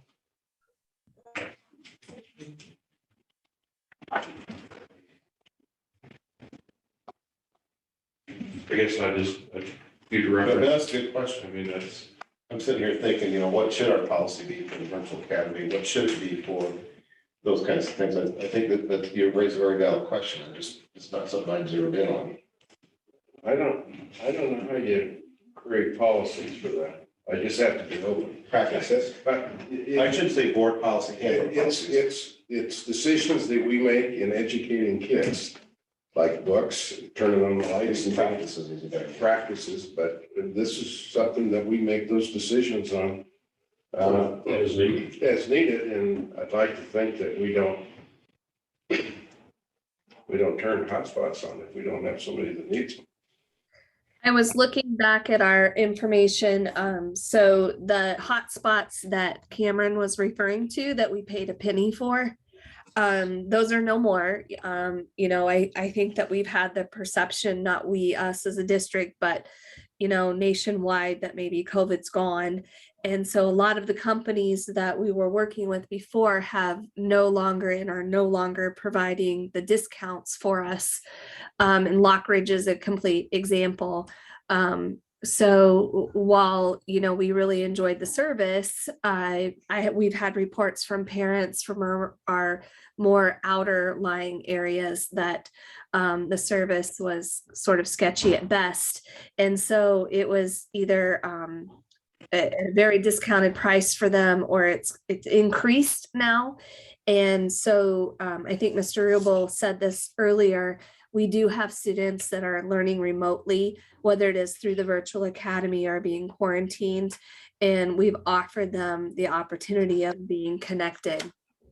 The hotspots that we have now are at a cost of $25 a piece versus the penny a piece. And you're correct. We're not paying for them unless we actually activate them. And so downstairs in our office, we have an inventory of hotspots that are being managed. There are much fewer of them out there right now than in the past year, correct? So if you'd like those specific numbers, I'd be happy to share them with you even tomorrow. Well, then Lisa, do you have a budget for the ESSER funds? So you know, here's how much we have. So you could say, okay, we can handle $1,800 on average for this many months if we did decide to use the ESSER funds. Well, I mean, Yes, no. we budgeted for HVAC, cleaning supplies. I mean, there's certain categories.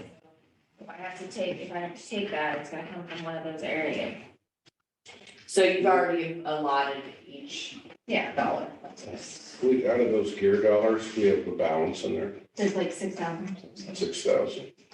What's the bill that Mike is asking about? 18, so we're guessing we're okay until March. Okay, well, and when we hit March and we don't have any gear funds, either we have to make a decision to stop purchasing or we don't offer the service. It's, it comes to mind that at some point, if families choose to do that, and maybe they should pay for it. That might seem a little callous, but I'm kind of with you, because how can you decide to do virtual learning if you don't have the internet? That's kind of where I see it. gotta have some responsibility there on their part. I understand offering to people that can't get internet or aren't available to get internet. I can understand that in that situation. I understand what you're saying to an extent if you're just doing virtual because you want to do virtual, but if you're doing virtual because You have to. medically, you want to stay out of the school system, then I feel like that's different. That's a different situation, yes. Yeah. I mean, if you're doing it. I think this would be something that finance committee could talk about, because then we would know which fund we wanted to move to in March, or if we wanted to, how we wanted to do it. Yeah, because it's still gonna be there in March. Right. But I still think, our administration will best make that decision. Yeah. I got farther out than what I anticipated, but Yeah. Curious. yeah, so, but it is something now, I think, that discussion we need to look. Coming down to it. Yeah, really quickly. Okay, next one. All right. How many more do you have? I'm almost done. Okay. Question on the cell phones. There's a wide range of what the monthly bill is for each different cell phone. Yeah. From anywhere from $23 to $68. And I guess I'd first like to know what the difference is, why there's such a huge difference. And number two is, for the nurses, we have one in each building now. And we're paying $2,600 for our phone systems that are capable of paging. Why we have to pay for cell phone service for the nurses that are in each building? I mean, that's a good question, because before the nurses were traveling all over the place, not in charge of cell phones, but I think that you're right. Because there's a phone in the room already. I think our principals need to weigh in on that. I can't specifically. They know the routines of our nurses. I can speak to that. I can speak to that at the high school level, just in terms of how our nurses, I've seen them use the cell phone. We have numerous students that have medical conditions that have required us to call 911 and have an ambulance service. And those are the instances in which I've seen our school nurse use their cell phone, where they go to work with the student either in a classroom or in another space of the building. they need access to the communication immediately, and that's when I've seen them use their cell phone. I would agree with what Matt said. We have had many instances with students with seizures or other medical emergencies throughout the building. And just as a reminder, our nurses do cover each other when they go to other buildings as well. And so there's times when they're in another building and they cannot be reached without the cell phone. So those are a couple of reasons why that we've had them. I think it's okay in our building when the nurse is there, but when our nurse takes her cell phone is often on field trips and the same kind of thing. We've had a couple scenarios where they needed to have access to emergency phone calls. We called 911. We had a student pass out once, a diabetic situation once. So more the off-campus scenario for us. And just that the preschool is not completely covered all day long. And so if the nurses have to go cover the preschool, then that would be another reason that they would need them.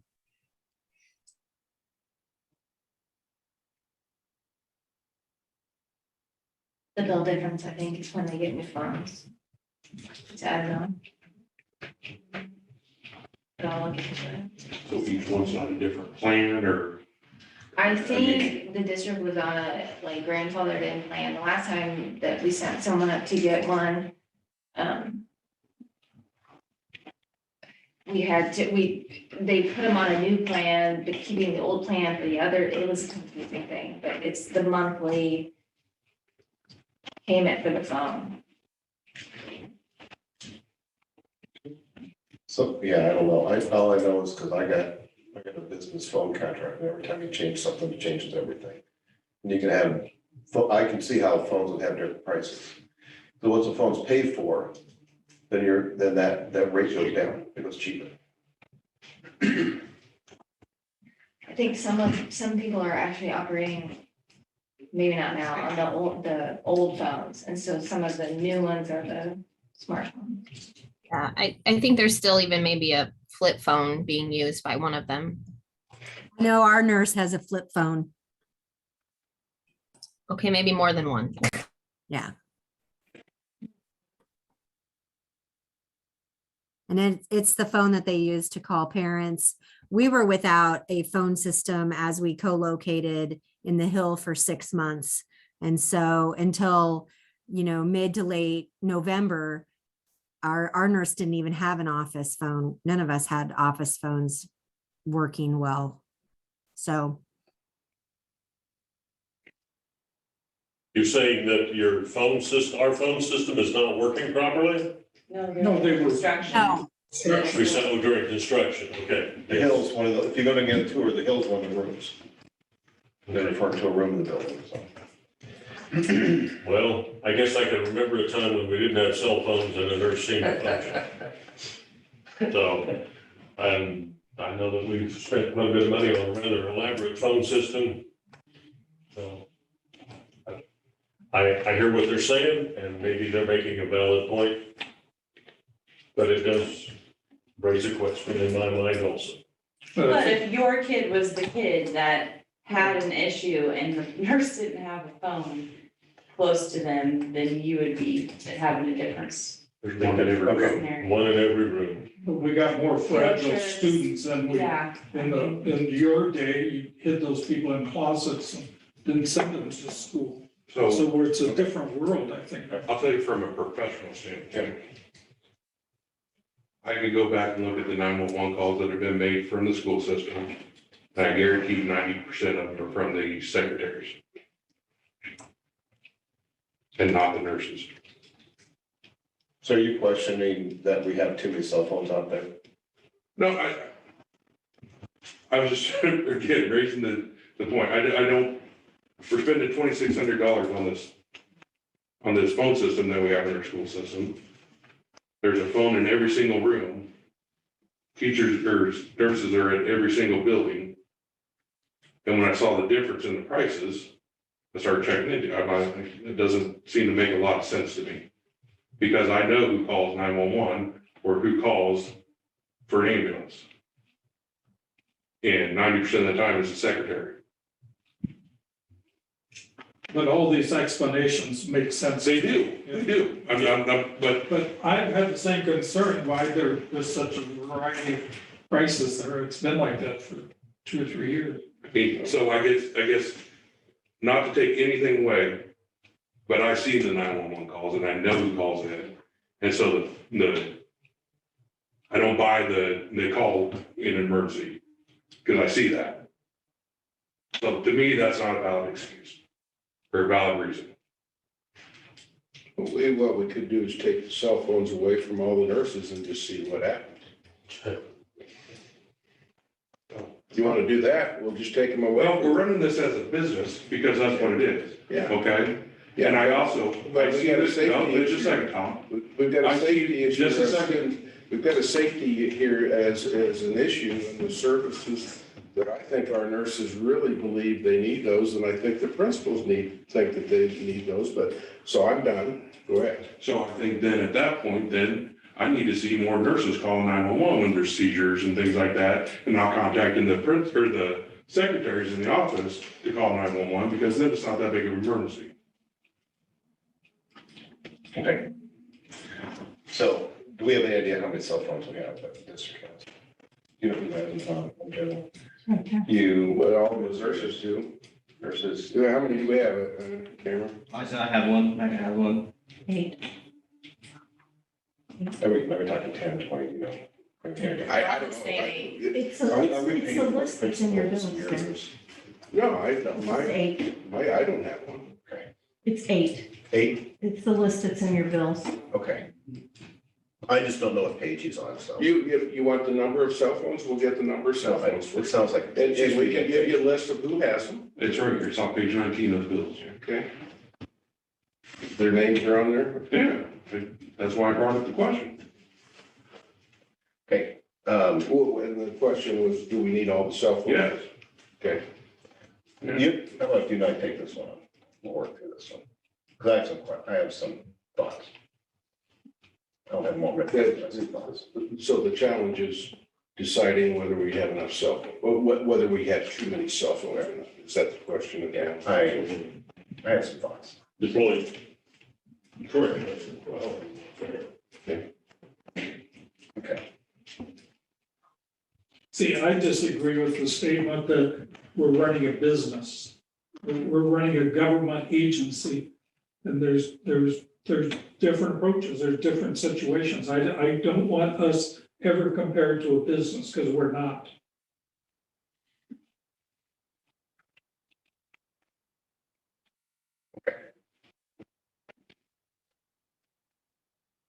I guess I don't know how many, I'm not paying attention to how many dollars we spend on cell phones. I don't know how many it is, so I think I want to look at this too and just, you know, maybe you and I can have a conversation later this week. Cause okay, what else you got, Mike? Yes.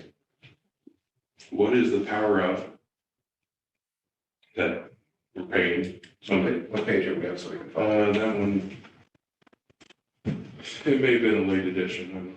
I can't remember. It's on page 2 of the. Yeah, it's on page 2. It's a late edition.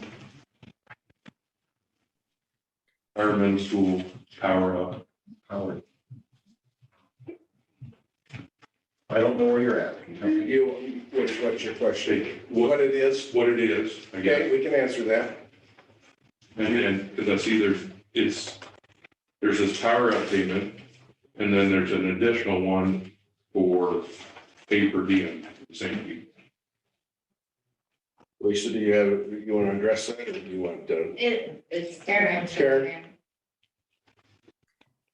So we have teachers who are core teachers who are working outside of contract to fill in those gaps for students for the loss of learning, and we are using ESSER dollars for that. It's before school, beginning at 7 a.m. and it's after school beginning at 3:40 until 5 o'clock. And students are coming in for not only organizational help, homework help, but interventions. And so you can see the list of the teachers who have been participating in that, so that we can be working with students. And sometimes it is a layer of not just the academics, but it's the social emotional support that they're getting while they're working one-on-one or in small groups after school and before school. Our hope was to also be able to provide transportation for these students, but unfortunately we're unable to do that. So we do have parents that are very supportive and are bringing their students in early and allowing them to stay later. We're hoping that, we don't know how long that we'll be able to do this, but certainly it's something that we are finding is becoming more effective right now. And in looking at some of the challenges that we've had, the students who are participating in Power Up are finding some success and getting some assistance.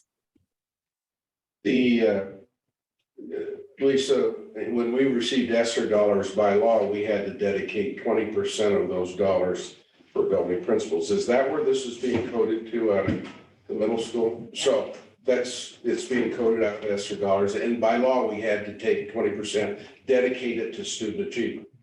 And that's directly related to student achievement. Yep. So so there's the pay here, I guess, for Power Up. And then there's one you sent later for the paper deal. Those are, What's the,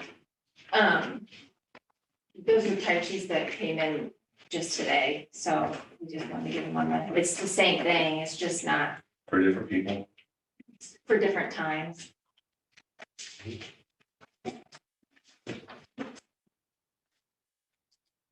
Yeah, because I've not looked at the ones that got laid on it, so. Like Peggy Causing, which is a different one. Our payroll clerk's been out for a week, and Kate wasn't here today, so I just That's okay. sent the time sheets. So this, that's on page 2, is the same thing, it's just the time sheets. Well, no, this is in addition, so, yeah. These are different. But it's the things. same type of stuff. I It's the think same he's type of asking, stuff, it's just presented in a different way. But the amount, it's, The amounts are the same. no, No, No. I'm gonna pay him this, and then it's on the time sheet, they cover different, they're different timesheets covering different time periods. yeah. Okay. Okay. We might be playing catch up for a long time with our kids. So it's the same thing, so just so I'm straight, okay. So this thing, this Power Up, that's one time that they did it. The pay per diem is another time that they did Yeah. the same exact thing. Yeah, Okay, all right. It just is different, looks different. yeah, Okay, Because Lisa did the last minute thing and because someone else does that, and I had to do that today. And I just did that, okay. my mistake. Sorry. It was just confusing to me. So. That's all I have. I have a question on page 4, the Bailey office equipment, it looks like furniture. And I assume that must be for the power project. I'm not sure I did it. No, it's on page 4, and that is not. It's these two items. These 2 items. That cabinet, and This that black cabinet cabinet. and that black cabinet back there. Oh, okay, okay. And I think there's a table that is at the high school. Okay, that's fine. The Howard stuff is on a different page, because it's, Oh, page 4 is it still? Oh, yeah, those are the 2 cabinets on page 4. Yeah. Okay, that's no problem. oh, and then the stool for the nurse. Sure. Page 7, HMS storage rental, what is it? I didn't know what that was. That was, I think, that was the storage bin that Tim ordered when Howard started, that we had to put a bunch of stuff in, because we didn't have. That's what's set out in front there, I think. Oh, okay. I don't know what, yeah. that's what- shipping container. And it can, yeah, it can pick up. And then, yeah. Let's see, I think.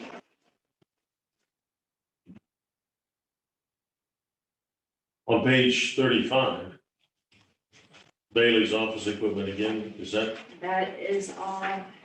that's all? Well, maybe. Okay, that wasn't part of there wasn't a fixture, furniture and other things included in our bid or our contract? I think she told us to buy it ourselves, otherwise there's fees that the architect gets. Yeah. It's cheaper to do it this Okay, way. that's what I thought. Yeah. Yes. Yeah, So we okay, don't pay the markup. no problem at all. And we're good. I thought the rest of it was very good. Okay, I want to, on this cost of the school board election thing, that just seems like a lot of money. Have you talked with, what, We don't have a say in that. whatever she bills us, we pay. Well, I was gonna. It go went talk up, to it her. actually went up a few years ago. It didn't used to be this high. And I can't remember what the reason Well, was. it's probably got more expensive because more people vote now when you have a city election and, you know, there's more things on the I think ballot. he's gonna answer for that, though. I just can't, off the top of my head, I can't remember. I just, it seemed like there was this bill and another bill. Why wasn't just one thing that told the, because there's a cost for whatever the precinct election is. Then there's supplies, I understand that, the legal publication, I understand that. But there's some other thing in there also, printing costs of the ballots and so forth and it just seemed like a lot of money. I agree. Okay, Yeah, but I just can answer. get used to it, that's what you're telling me. No, no, no.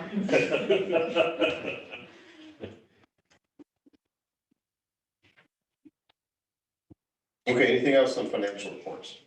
Yeah, I want to throw out the idea that if we have questions about these, I think we should send a question to Lisa so she can, we're putting people on the spot. That's a little bit unfair, I think. And if you've got it, because often I come to Lisa and then I'm just stupid and then there's no problem at all.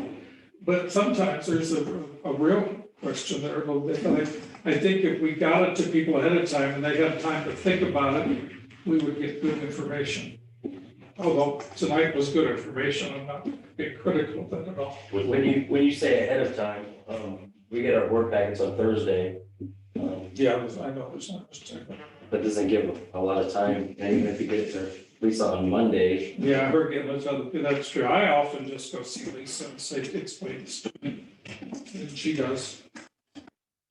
And we But- do get you some things late, and I apologize for that, so. Well, I appreciate having the work back on Thursday versus Friday. I think that's a great help, so I appreciate that. Yeah. Okay, anything else on financial reports? Motion to approve the financial report. Second. Who did that second? Tim, you give it to Tim. Okay. We have a motion second to approve the financial reports. All in favor, signify by saying yes. Yes. All opposed, no. Motion passes. Committee report, I'll do the finance committee report real quick. So we did meet earlier this evening and let me find my notes here.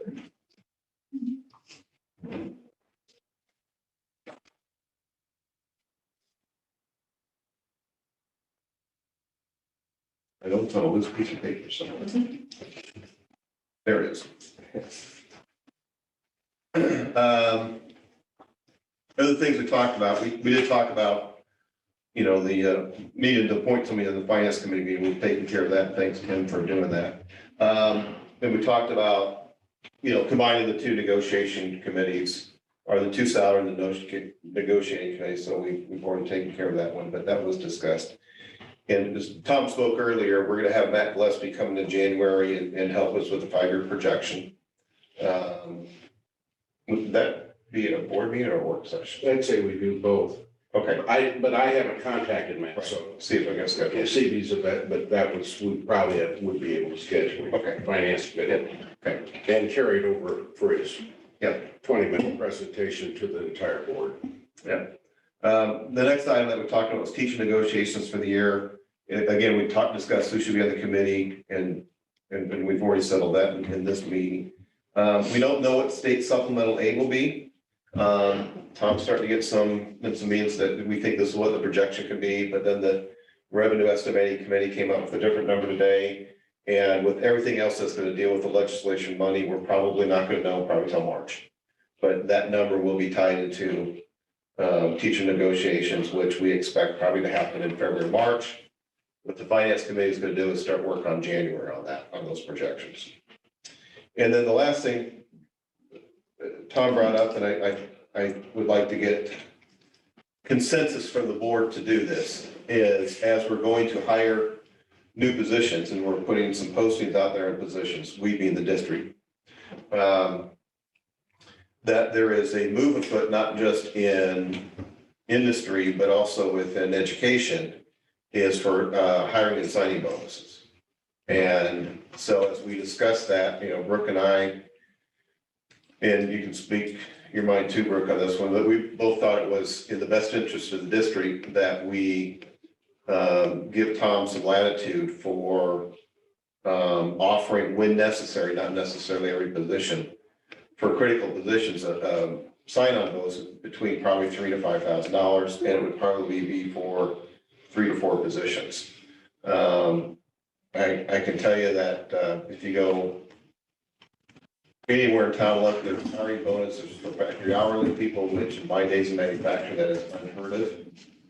In all my days in manufacturing, we never gave hiring bonuses to management, to executives, or anything like that. And now you see manufacturing companies, and I've been up in near the Twin Cities in the last month and through Des Moines and in Kansas City, and there are signs everywhere for sign-on bonuses at every level of job because of the way the labor market is.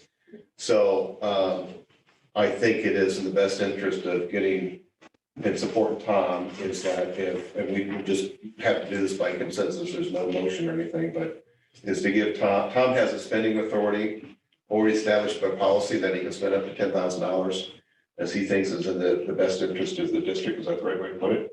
And that we would just by consensus give Tom the authority to, as he sees needs, for 3 or 4 positions to give hiring bonuses of $3,000 to $5,000. That's what we discussed, and Brooke and I would make that recommendation. So I can recall sitting on a session at the school board convention about recruiting teachers, and a superintendent somewhat in this area said, like, if you got a first-year teacher, you give them offer a bonus that if he signs that day before he hears some of the bigger salary in the bigger school. He said, first-year teachers, you don't have to give them very much. They'll get excited about what you're gonna give them. So I don't know if you have to give that much or not. We were kind of going, heard other schools. But they're giving that much. Okay. Do we have some in the area? That's what concerns me, is some in the area that have signing bonuses. And you're talking specialized positions, not. Well, they're hard to fill positions. Hard to fill. Special, hard to fill, where, you know, hard to fill means you've got a vacancy, you need to fill a position, maybe even by law, you have to offer that curriculum. And you have 2 or 3 applications. If you have a job where you have 8 or 9 applications, which, by the way, in my career is an incredibly low number for a regular ed position at an elementary school to have 6 to 8. That's really low. It hasn't been all that long ago that a district this size would have 35. You know, maybe I'm exaggerating, Terry and Julie, I don't think so.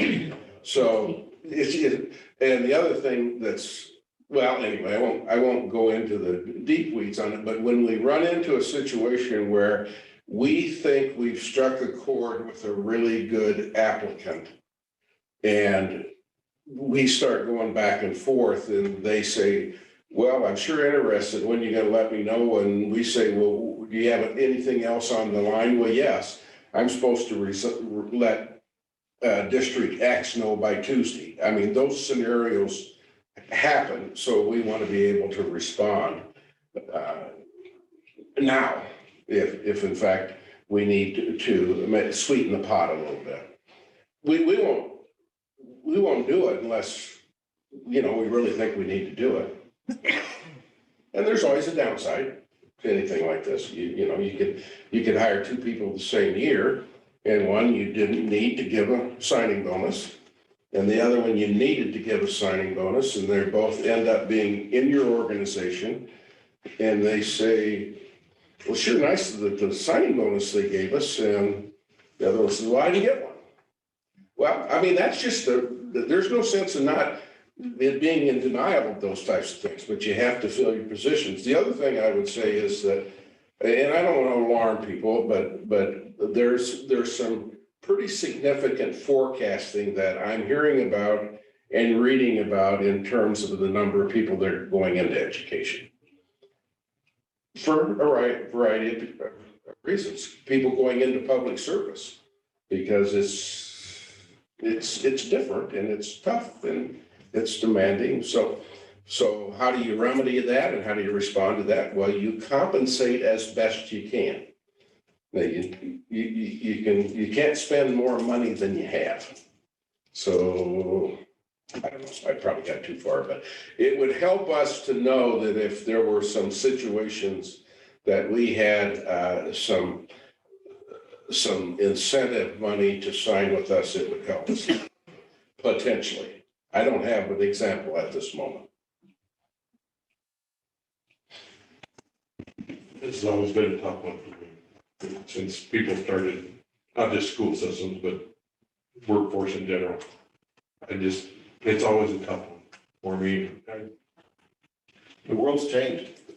No, and I get it. But on the other side, I like a retention bonus,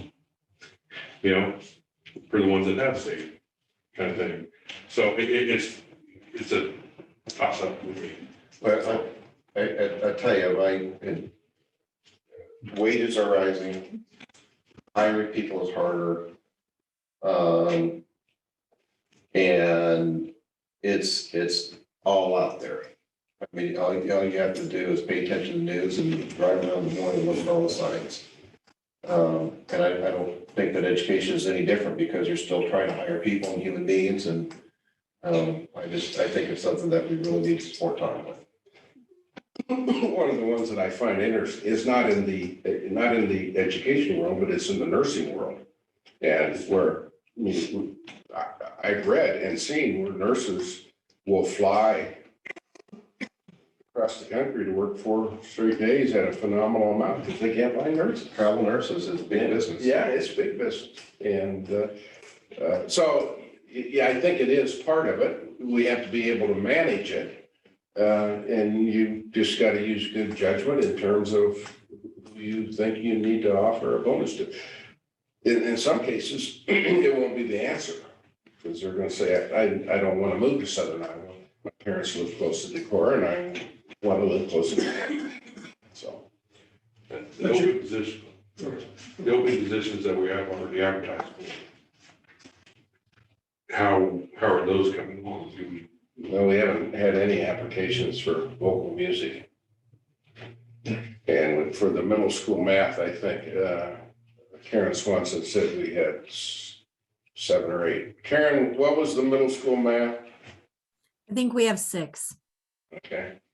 That's not, that's not a very high. That's not a tremendous pool, but it's more than special education and our tag position and others that are already out there. If you look on Teach Iowa and if you hear what they're saying across Iowa, everybody's operating right now from a deficit, which we all know, because so are we.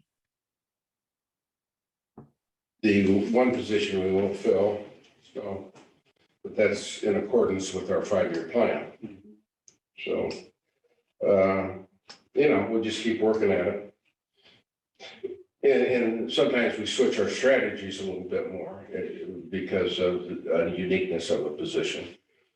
I talked to one of our employees today, and we were talking about the local music position, and he said, well, I know somebody that is in the area that was in that area in that teaching in that area, and they stayed contacted with a lot of students that this person taught.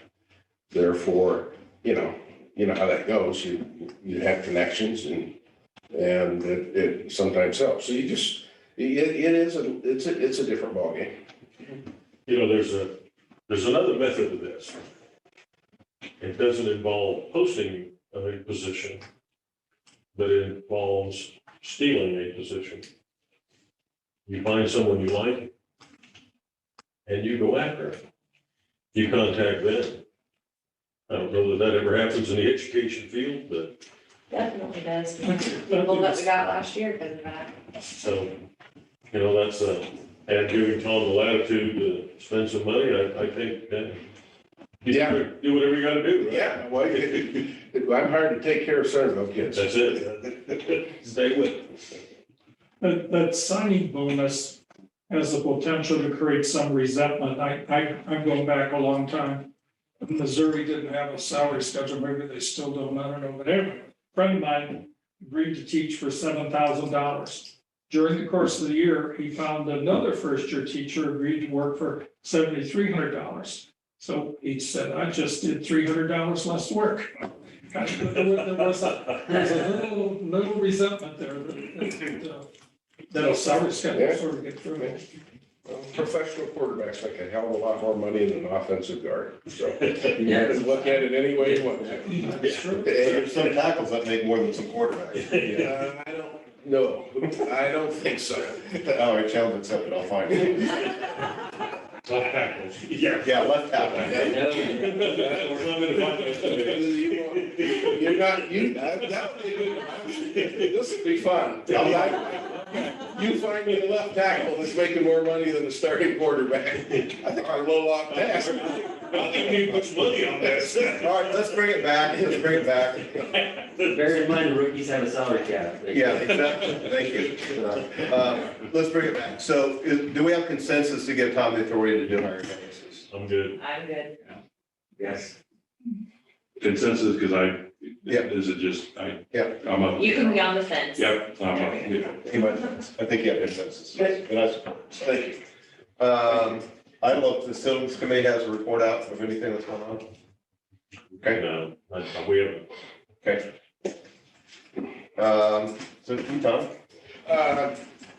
Two things I got, just because we've got new board members and a lot of things going on. Here's a copy of the board meetings and board work sessions for the rest of the year if there aren't any special ones in here. So just take one, put it on your refrigerator or wherever you do with them, and so you can keep track. I know you guys got other things going on in your lives than just that. The other thing,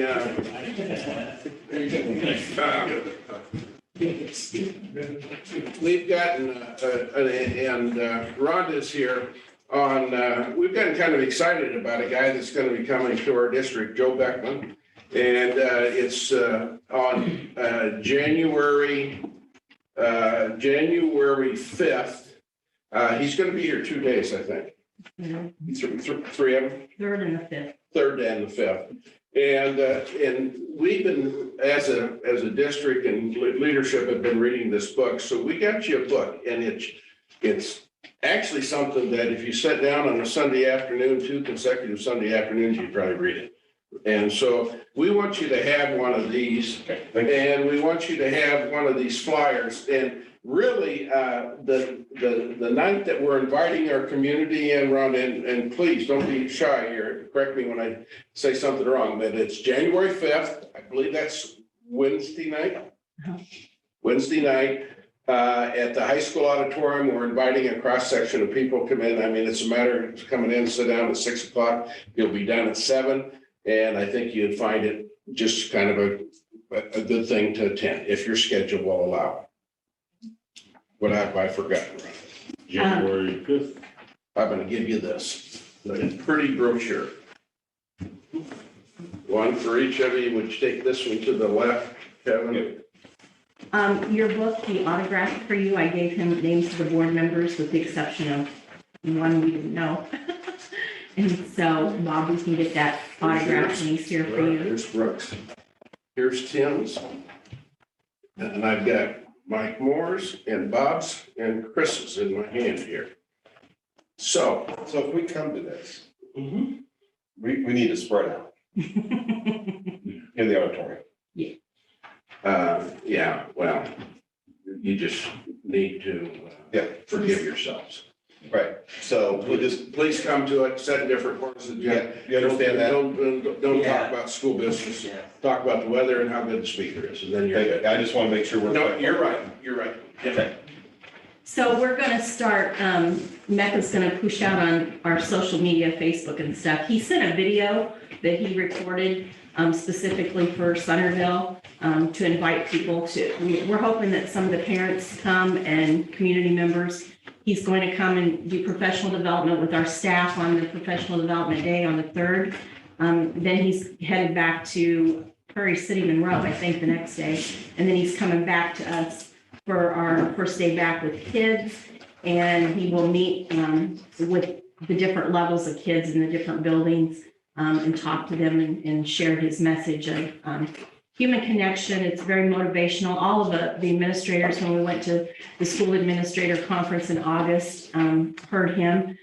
He's getting booked by school districts all over the state. So we're hoping that by having him come back a second day and talk to kids and also then share with the community and parents that night, that we keep the momentum of his message going. It's all about self-awareness. You'll see when you read the book, there's five themes he has: human connection, and then yay toast about celebrating life.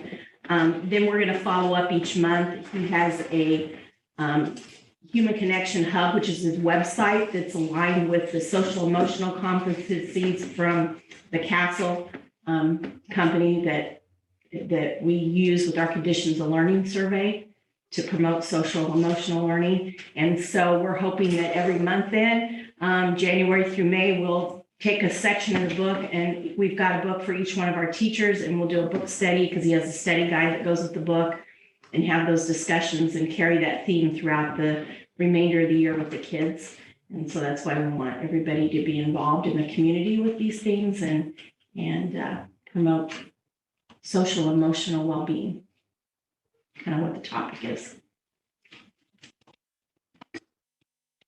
That's all I have. Okay. I have a question. Do we have a feeling or any reports about our contracted counseling? Is that, we see some benefits, or how's that going?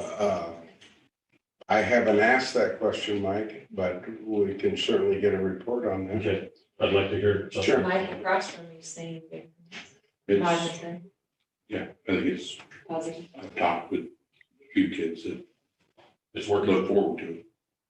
Okay, good, that's good. Yeah, we can get more of a statistical report if you'd like, or just general consensus. General consensus. I know that they're active, and I know that they're busy, but I don't, in the last 2 weeks, I haven't talked to anybody about it. I just wanted to be sure that kids were getting the help they needed. Well, yeah, there's several of our kids that need sometimes more help than what we have available to us, but.